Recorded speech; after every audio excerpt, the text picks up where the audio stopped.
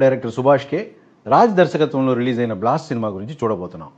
ఈ cinema story గురించి చూస్తే సినిమాలో అర్జున్ అభిరామి హస్బెండ్ వైఫ్గా ఉంటారు. ఇందులో అర్జున్ వచ్చేసి కరాటే మాస్టర్గా ఉంటాడు. అతనికి ఒక 6-7 ఏళ్ల ఆడపిల్ల ఉంటుంది. ఆ పాపకి చిన్నప్పటి నుంచే సామాజిక బాధ్యతను కరాటేను నేర్పించి పెంచుతాడు. సామాజిక బాధ్యత అంటే ఏంటంటే ఎక్కడ ఎవరికి తప్పు జరిగినా ఆ తప్పును మనం ప్రశ్నించాలి. వాళ్ళు మన సొంత వాళ్ళ ఉండాల్సిన అవసరం అస్సలు లేదు. ఎవరైనా సరే మన కళ్ళ ముందే ఏదైనా తప్పు జరిగినట్లయితే ఆ తప్పుని నిస్సంకోచంగా ప్రశ్నించాలి అని చెప్పి ఆ పాపకి నేర్పించి అదే విధంగా పెంచుతాడు. అలా పెంచడం వల్ల ఆ పాప కూడా ఆ మాట ప్రకారమే ఎదుగుతుంది. ఇప్పుడు ఇంకోవైపు చూసినట్లయితే ఒక అత్యంత పాతకాలపు అరిగిపోయిన కార్పొరేట్ విలన్ని ఇక్కడ మనకి చూపిస్తారు. కార్పొరేట్ విలన్ అంటే సాధారణంగా ఏం చేస్తాడు? కొండలని తవ్వేస్తానని అంటాడు. ఆ తర్వాత ఆ కొండల్లో నివసించే గిరిజన ప్రజలందరినీ తరిమేస్తానంటాడు, లేదంటే వాళ్ళని చంపేస్తానని బెదిరిస్తాడు. అందులో నుండి చాలా పెద్ద మొత్తంలో డబ్బుని దోచుకోవడానికి ప్లాన్లు వేస్తుంటాడు. అటువంటి ఒక విలన్ పాత్రని ఇక్కడ పరిచయం చేస్తారు. ఆ విలన్ ఇలా ప్లాన్లు వేసుకుంటూ ఉన్నప్పుడు అతని ప్లాన్స్ని పాడు చేసేలా ఈ హీరోయిన్ ఒక పని చేస్తుంది. హీరోయిన్ వల్ల ఇబ్బంది పడిన విలన్ ఇప్పుడు హీరోయిన్ ఫ్యామిలీని టార్గెట్ చేస్తాడు. అతని వల్ల ఇబ్బంది పడిన హీరోయిన్ ఫ్యామిలీ అతన్ని కథం చేయడానికి ట్రై చేస్తుంది. ఆ తర్వాత ఏం జరిగిందనేది ఈ సినిమా కథ. ఈ సినిమాని మేము నమ్మకం లేకుండానే వెళ్ళి చూసాం. ఎందుకంటే అర్జున్ దీనికన్నా ముందు ఒక మంచి సినిమా చేసి చాలా వందల సంవత్సరాలు అయ్యింది. అతని సినిమా ఎక్కడ బాగుంటుంది అనే నమ్మకంతోనే వెళ్ళి కూర్చుని మనం ఇప్పటికే చెప్పుకుంటాం కదా, సినిమా మొదలైన ఒక 20 నిమిషాల్లోనే ఆడియన్స్కి కథ ఎటు వెళ్తుందో కరెక్ట్గా మూడ్ సెట్ చేయాలి.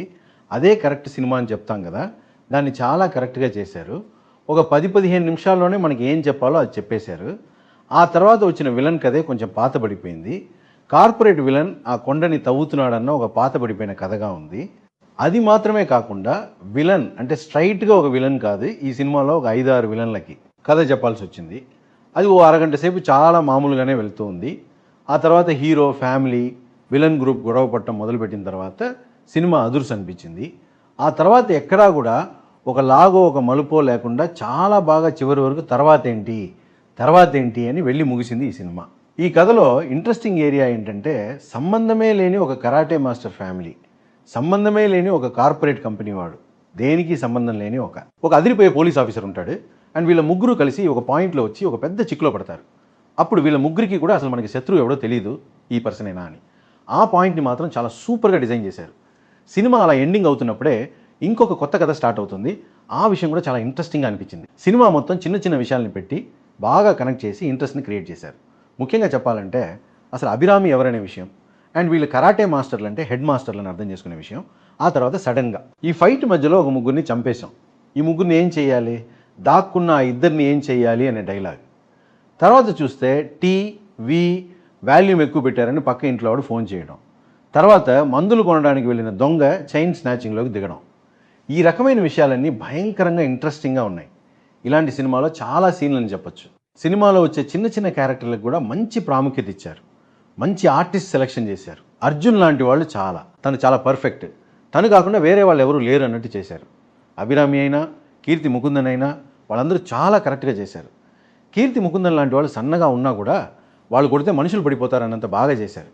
వాళ్ళ చిన్న వయసులో ఆ పాప కూడా బాగా చేసింది. బాగా నడుస్తున్న సినిమాని ముఖం చిట్లించుకునేలా చేసే సీన్ ఏంటంటే సినిమాలో అక్కడక్కడ వచ్చే పెద్ద పెద్ద లాజిక్ కోటకలే. ముఖ్యంగా చెప్పాలంటే ఒక 20-30 మంది పోలీసులు చనిపోయి ఉంటారు.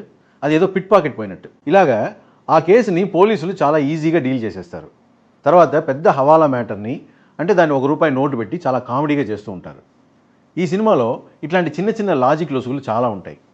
ఇందులో ఇంకో మంచి విషయం ఏంటంటే మొక్కుబడిగా ఉండే లవ్ సీన్లు అసలు లేవు. యోగిబాబు లాంటి కామెడీ కూడా సినిమాలో ఏమాత్రం లేదు. ఇవన్నీ నిజంగా మంచి విషయాలే. మొత్తానికి ఈ సినిమా ఎలా ఉందని అడిగితే లాజిక్ మిస్టేక్స్ అన్నీ పట్టించుకోకుండా ఈ సినిమాని చూశారంటే దృశ్యం 1 చూసే ఉంటారు కదా. దృశ్యం 1ని ఒక యాక్షన్ మసాలా సినిమాగా ఊహించుకొని ఆ ఆలోచనతో ఈ సినిమా చూస్తే ఎక్కడ తప్పు జరిగినా దాన్ని ప్రశ్నించాలి అనే ఒక మంచి సామాజిక బాధ్యతతో తీశారు. సో ఇది మంచి యాక్షన్ థ్రిల్లర్గా వచ్చింది. చిన్న పెద్ద అందరూ ఫ్యామిలీతో చూడొచ్చు. ఓకే, రకమైన యాక్షన్ థ్రిల్లర్ ఇది.